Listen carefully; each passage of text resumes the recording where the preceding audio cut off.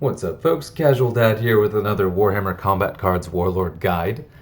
This one is from Morvenn Vahl, your Servants of the Emperor Beefcake, one of the most expensive warlords in the game, coming in at that 44 points. Easy bait for big game hunter, but she's got a couple things that make her really stand out from some others who would be a little bit weaker. Obviously, mine is only level 4, and she is legendary and extremely rare. She's one of the newest Servants of the Emperor Warlords. I think was only just added to the card pool, so it takes a really, really long time to level. But once leveled, she is extraordinary.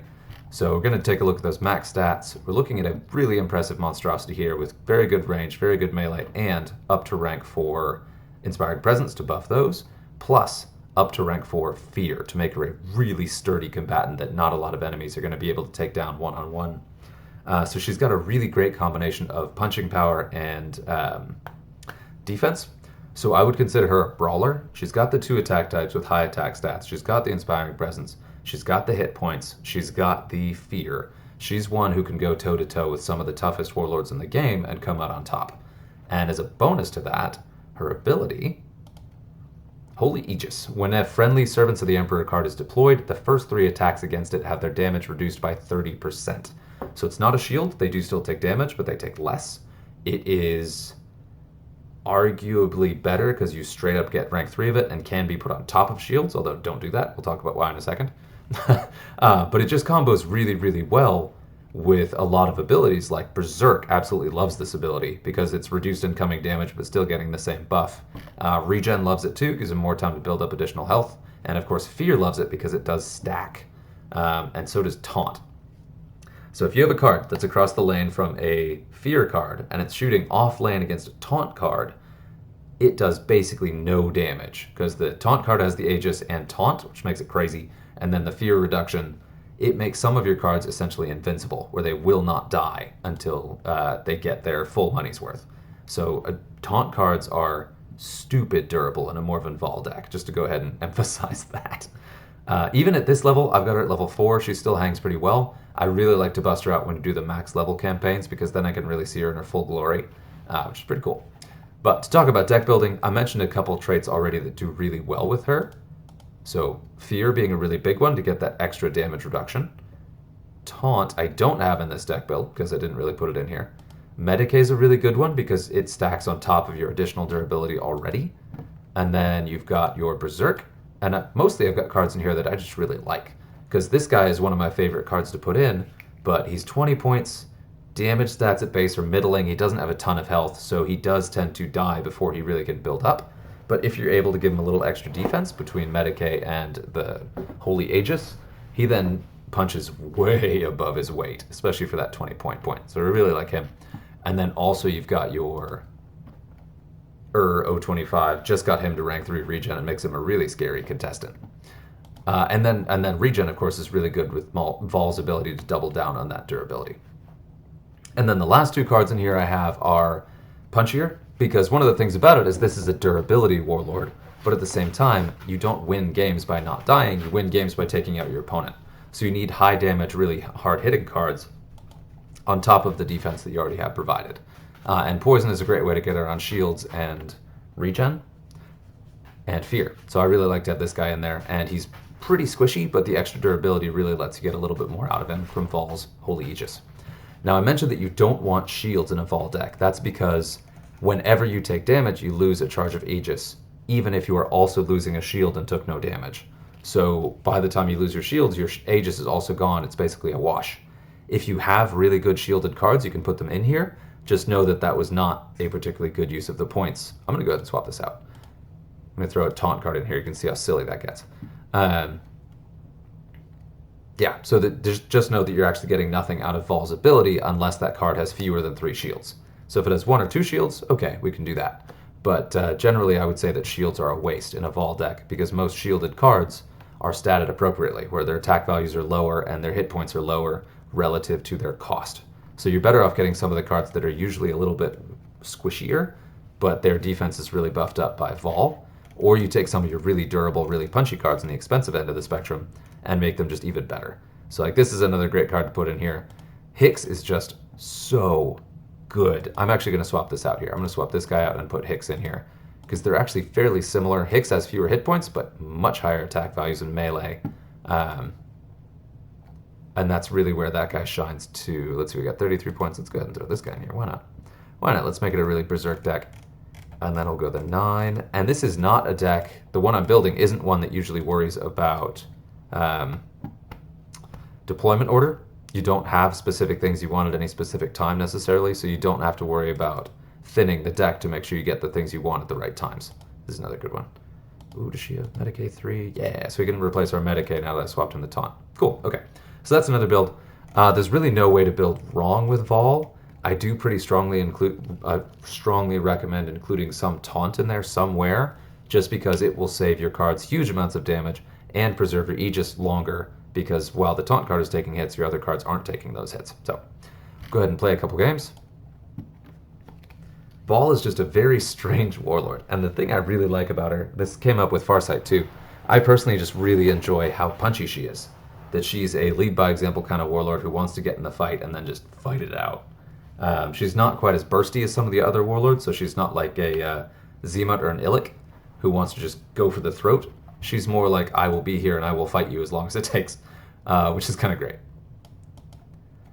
I'm really, really excited to get this guy to level 9 to get that inspiring presence. Even rank 1 will really make a significant difference in this deck.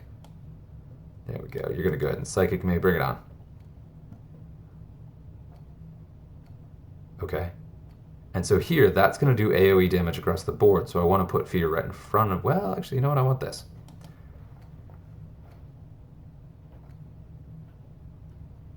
So that was kind of a tricky balance there, because I don't want to be taking too much of that AoE effect, because that will strip an Aegis from everyone. But I do want to see how much damage... Like, she's got Fear, so she did 52, and instead of that, she did 48. So she did a fraction of the damage she would do to the Inquisitor. And that's a card that does a lot of damage very quickly. I will say, though, that that was higher than it would have been because this is a Eldrad deck.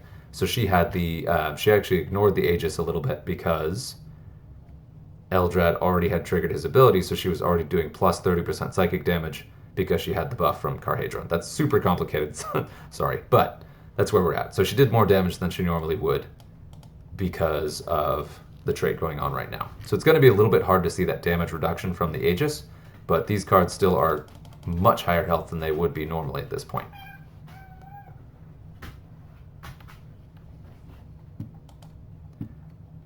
And this is a good matchup. And I am actively laddering Servants, so right now you're seeing a pretty tough matchup where that's a 2.5k Eldrad deck, which I'm very impressed with. Good for you. And then I'm at 2.8, just shy of 2.8k with my Vahl deck. So this is going to be a tough matchup. Or I should say it would be, but this is a horrible matchup for Eldrad because his whole shtick is that he relies on burst damage. So he relies on killing your cards quickly because every single thing you will find in an Eldrad deck is very expensive. So watch how much damage he takes. They took 21, he took half of that. He took 11. And then instead of the buffed 96, he's going to take less. And then, so that did kill him, but it took all three of them to kill him. And this thing was landing for like 150 psychic damage after the 60% buff from Eldrad. So that didn't, I keep doing this. I keep saying that didn't look as impressive as it should have, but it really like should, that was a Herculean amount of damage that thing just absorbed for a 5-point card. And it was all three Aegis charges because there was the AoE and then the 2 psychic attacks. So it just took, what's that? Taunt reduces by, oh, I'm not even going to guess, but a lot of damage reduction there. And they're both going to die here, comfortably. That's a lot of damage. That's an almost max level Eldrad. Okay. And this is a tough part of the matchup because... So who, yeah. Because every time this guy does the AoE, it automatically does a buff to every Psyker on the board, and it is a Psyker. So it also triggers Eldrad's Psychic Link, and he has rank 3 Psychic Link, so that's a lot of damage. So I'm going to have to do some pretty desperate stuff here to actually pull this out. We'll see if I can do it. I'm very impressed that an Eldrad deck is beating me up this badly. I'm going to have to take notes on what he put in there. Because it's very, Eldrad is so good with Psionic Blast, but it's very rare to see both Psionic Blast cards in the deck because they're so expensive solo, let alone together. And this is a almost max Keijuin, so it definitely makes sense. So I have to do him 200 damage before he kills me here. Yeah, and he's got regen on top of the poison. Brutal. So he's got me pretty comfortably. But yeah, that was a really tough matchup because of the burst damage. So normally this would be a good match for me because burst damage is overcome by the defensive bonus. But Eldrad himself just does so much damage that it ended up being a wash and he got me. But it was pretty close. He ended up by himself in the end there.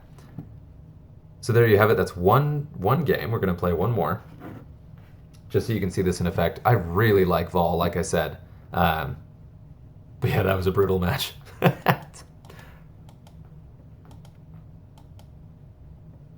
Alright, so we're going to keep the same deck.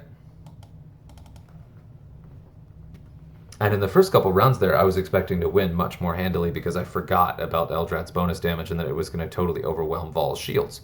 Yeah. So with 2 Psychers on the board, that last Psyker was actually doing more damage than they would be if I... more than I would be doing normally, but still.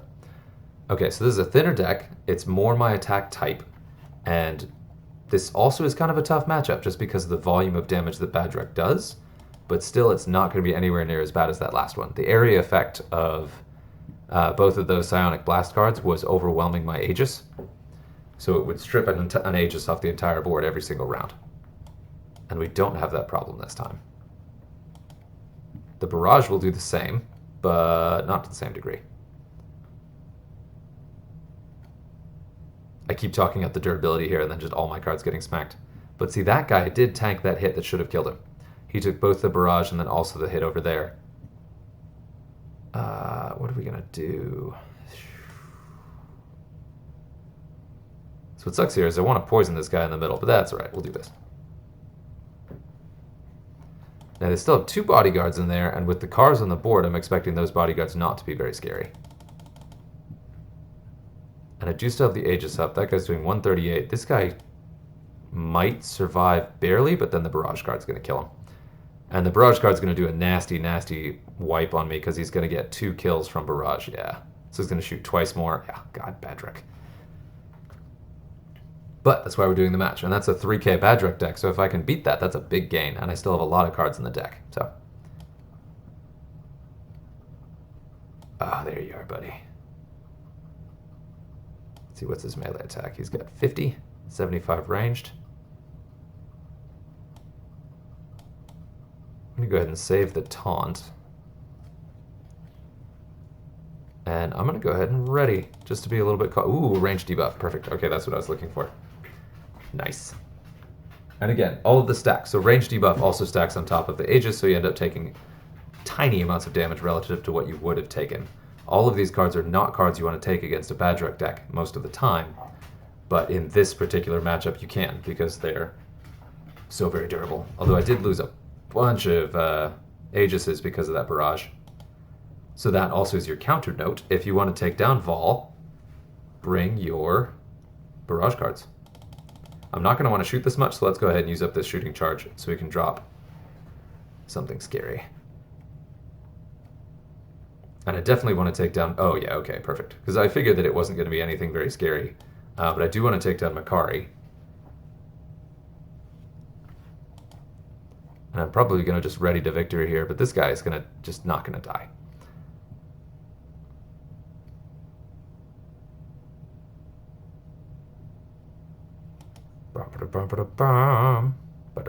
Again, that's your 5-point taunt. You should not tank anywhere near that much damage, and he's still just sitting here. And I think the taunt is going to expire before his turn, so he's not even going to die this turn. Ooh, no, he will die. Smirket's going to kill... Smirket is going to get a bonus shot. All right, Smirket. But then I will comfortably win this one. So that's just an example how a bunch of sort of less durable cards can really stand up to a very intimidating gunline in a Vahl deck. And again, that was a little bit rough because I took a bunch of hits from that Barrage card, so it took down the durability faster than a lot of matches would. Now, of course, I keep talking about how these are rough matchups. I think I am going to play one more game, just because we are at the upper tier here. Vahl is such a weird warlord to kind of wrap your head around, and they've been going relatively quickly. So we'll see how one more goes after this. Also helping me redeem my trophies after that first loss.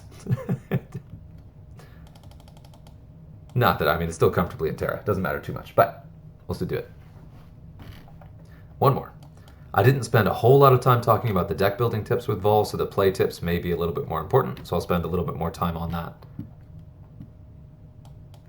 Oh, I'm not going to get 1-1-1-1 unless it's a really, really, really, really... Give me like a 10 trophy count deck and see if I can win and get just like one victory. I think the minimum is now 15, so that doesn't, or 45, so that doesn't happen anymore. But once upon a time, if you were really, really favored and you beat something, you got like peanuts in terms of your trophies. So when they added the base where you get a minimum of 45 trophies for a win, that really helped laddering. Laddering was just such a grind before that. Okay, this is another good matchup. Not necessarily a good matchup for me, but a good one to show. So we're going to go ahead and poison that guy right out of the gate. Ooh, we want to poison that guy right out of the gate. Oh, bummer. And I want... Let's see. I totally lost my thought just watching this.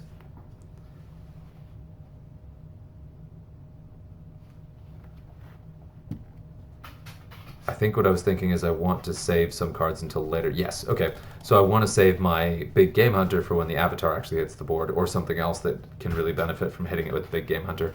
That's a really good card to just have in play in general, but it's such a powerful piece against a card you can actually hit the bonus damage for that you do want to hang on to it if at all possible. And we get 2 of them poisoned to love it. And these, again, I'm showing a total of, what, 36 points on the board versus, I think, 100. So that these cards are holding up this well for this long is just really a testament to Vahl's power as a warlord. Throw down some regen. And that's great, because he's probably going to get some kills in a minute. Well, that's kind of a bummer. He is going to get some kills with the death... Ooh. Well, that wasn't very much damage. No, so he is going to get some kills here, which is good, because those 2 that are about to die are going to soak some of the bonus melee damage from the Avatar's ability.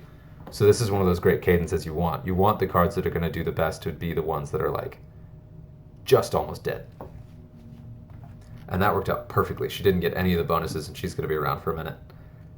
But now, yikes, I don't really want any of them to be in front of that death blow. Oh, that'll work. Nice. And we're going to shoot. We get a little extra melee buff for later. Oh, yikes. He got the other bonus. Oof. And I think Taunt's going to go away on this guy, because that was too... No, it's his turn. Okay. And this is a scary avatar jacket. It's just a lot to chew through. But again, you're seeing that this is... Oh, look at how much damage that tanked. You're seeing that offense versus Vahl, and she does have the offensive output, but then also has so much durability that she trades really, really favorably. So you've got hard-hitting cards in here that aren't dying as quickly as they normally would, which is competing well with cards that punch above their weight. So we'll go ahead and take down your shields. Still, it's getting uncomfortably thin here, and the Avatar's still in there. Okay, we've got through most of the power players. Shields are down on Clayvolch, which is a good spot to be in, and I still have a couple of my Aegises up. At least on Hicks. I think I've got 1. 2. Nice. They barely have any range, and that... Oh. So this is a good time to shoot them. Yeah, okay. So I feel pretty good about this. I still have my Medicae card in the deck to play... No, I played her. Ooh, uh-oh. I've got my Fear card in the deck to play against the Avatar, and hopefully I can keep Hicks over here alive, which his Aegis will help. And then we'll pull the Avatar. Oof, nice. That was his last Aegis. That may have killed him had that Aegis not been up, so that's a really nice note. Oh, bummer. But I'm going to have to do something dumb. Well, it's not... Oh, yikes. Okay, so if I do this, I will lose Hicks. but it's still worth it because I'll have my Vindicare over here. Not Vindicare, Eversur. Yeah, Eversur Assassin over here with a bunch of melee damage. Smack. Ugh, it's all going into the avatar now. Okay, at least that didn't. Oof, yeah. Good job, Eversur. And then we'll have Vahl up here with her Fear and her Aegis, which combined is going to do... It'll reduce the incoming damage by 70% because of the stack. And then we've got Fear over here to keep him alive. I just want to see how hard the avatar is going to punch me. So we're going to go ahead and do this.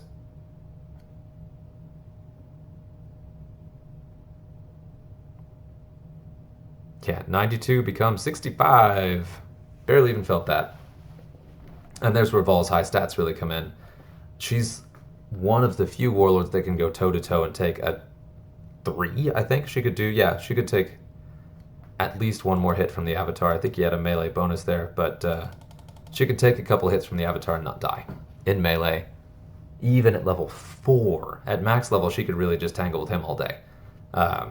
Very impressive warlord. I really enjoy her. She's a little bit less obviously good than the others, and again, very rare and hard to level, but just a really interesting addition to the list, so I'm glad to get to show her. So anyway, that is your Morvenn Vahl Warlord guide. Hopefully that was helpful, and yeah, until next time.